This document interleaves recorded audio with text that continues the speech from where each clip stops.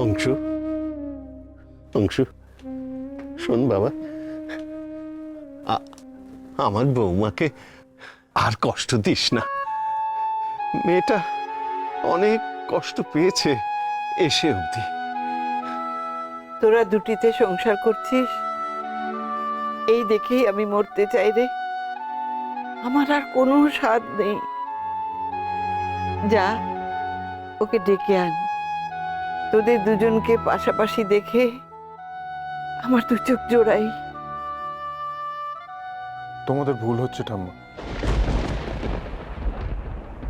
ওর উপর অন্যায় করা হচ্ছিল, আমি শুধু তার প্রতিবাদ করেছি। মানে? এসব কি বলছিস তুই অংশু? আলোকে তুই সবার সামনে লাহেরি বাড়ির বউ বলে মেনেছিস? হ্যাঁ ঠাম্মা, মেনেছি। উনি এ বাড়ির বউয়ের সম্মান পাওয়ার যোগ্য, কিন্তু তাই বলি তো উনি আমার স্ত্রী নন।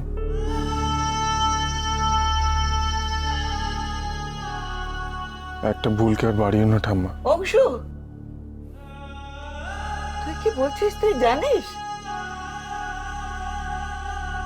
আলো কি ভাববে? একটিবার মেয়েটার কথা ভাব অংশু। অস্ফুট মঞ্জুরি কুঞ্জ বনে সঙ্গীত শূন্য বিষণ্ণ মনে কুঞ্জ বনে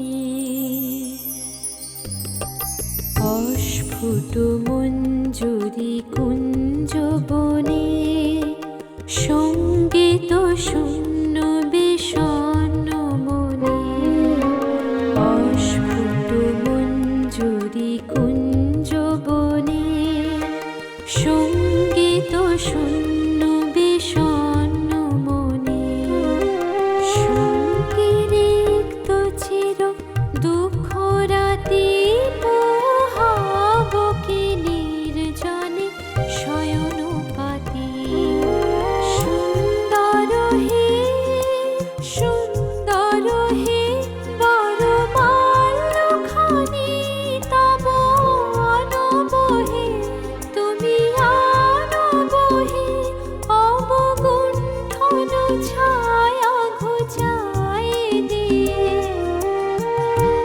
হেরল চিত স্মিত মুখ শুভ আলোকে বধূ কোন আলো। ওর কথা ভেবেই বলছি ঠাম্মা, আমি তো ওনাকে স্ত্রীর পরিচয় দিইনি। উনি কেবল লাহিড়ী বাড়ির বউ হয়েই থাকবেন। চোখে তোমরা ওনাকে ভালোবাসো, উনি তোমাদের ভক্তি করেন, ভালোবাসেন। অবশ্য সেটা লাহিড়ী বাড়ির বউদের কর্তব্য, কিন্তু আমি তো ওনাকে স্ত্রী বলিনি।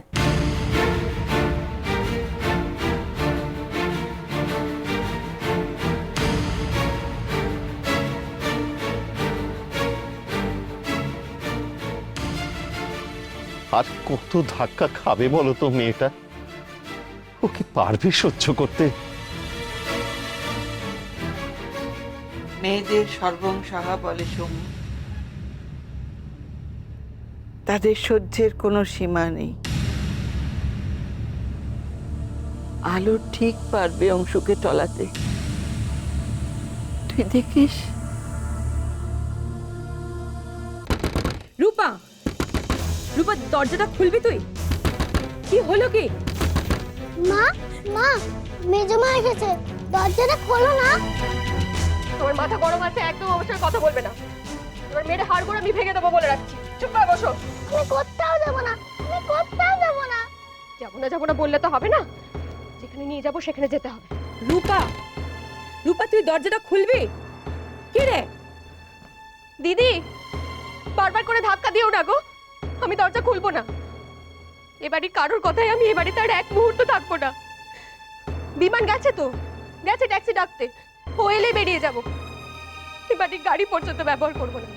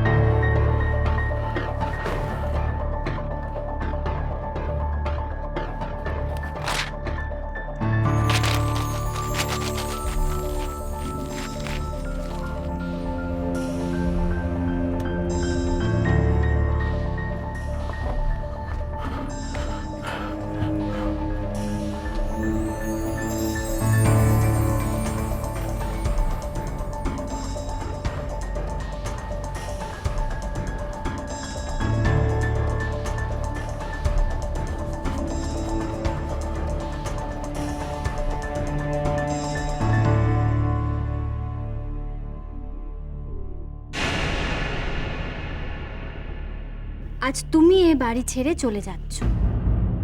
এরপর একে একে বাড়ির বাকিদের আমি তাড়াবো। আমাকে তুমি পাটরানী বানিয়েই ছাড়লে। ভেবে দেখো এবার কি করবে। বাড়ি ছেড়ে চলে যাবে, না আগে আমাকে হারাবে তারপরে বাড়ি ছেড়ে যাবে?